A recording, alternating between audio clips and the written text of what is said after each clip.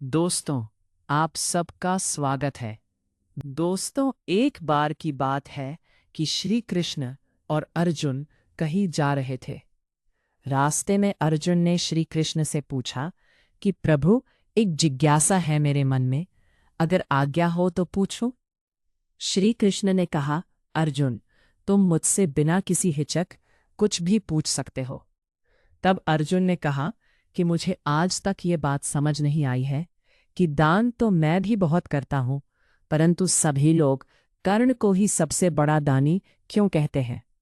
ये प्रश्न सुन श्री कृष्ण मुस्कुराए और बोले कि आज मैं तुम्हारी ये जिज्ञासा अवश्य शांत करूंगा।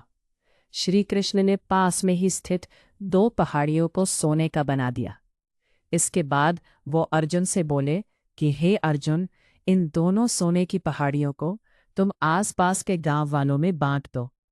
अर्जुन प्रभु से आज्ञा लेकर तुरंत ही ये काम करने के लिए चल दिया।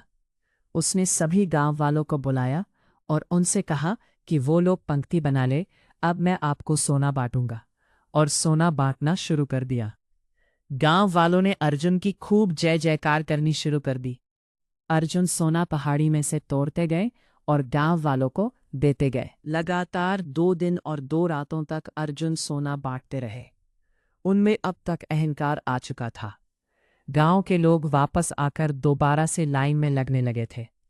इतने समय पश्चात अर्जुन काफी थक चुके थे। जिन सोने की पहाड़ियों से अर्जुन सोना तोड़ रहे थे, उन दोनों पहाड़ियों के आकार में जरा भी कमी नहीं आई थी। उन्होंने श्री कृष्ण जी से कहा कि अब मुझसे यह काम और न हो सकेगा, मुझे थोड़ा विश्राम चाहिए। प्रभु ने कहा कि ठीक है, तुम अब विश्राम करो, और उन्होंने कर्ण बुला लिया। उन्होंने कर्ण से कहा कि इन दोनों पहाड़ियों का सोना इन गांव वालों में बांट दो। कर्ण तुरंत सोना बांटने चल दिए।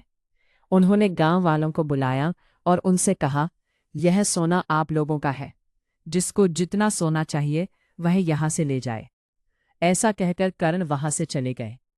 यह देखकर अर्जुन ने कहा कि ऐसा करने का विचार मेरे मन में क्यों नहीं आया।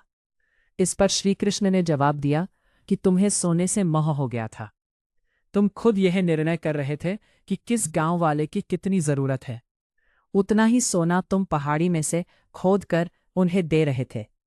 तुम में दाता होने का भाव आ गया था। दूसरी तरफ कर्ण ने ऐसा नहीं किया। वह सारा सोना गांव वालों को देकर वहां से चले गए। वहां नहीं चाहते थे कि उनके सामने कोई उनकी जय जयकार करे या प्रशंसा करे। उनके पीठ पीछे भी लोग क्या कहते हैं, उससे उनको कोई फर्क नहीं पड़ता। यह उस आदमी की निशानी है जिसे आत्मज्ञान मिल हो चुका है। इस तरह श्री कृष्ण ने खूबसूरत तरीके से अर्जुन के प्रश्न का उत्तर दिया। अर्जुन को भी अब अपने प्रश्न का उत्तर मिल चुका था। सिख, दान देने के बदले में धन्यवाद या बधाई की उम्मीद करना भी उपहार नहीं, सौदा कहलाता है।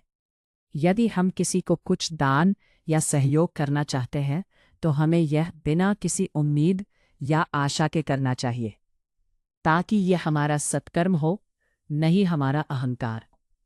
अगर आपको ये कहानी पसंद आई हो तो वीडियो को लाइक करें, शेयर करें और चैनल को सब्सक्राइब करना न भूलें।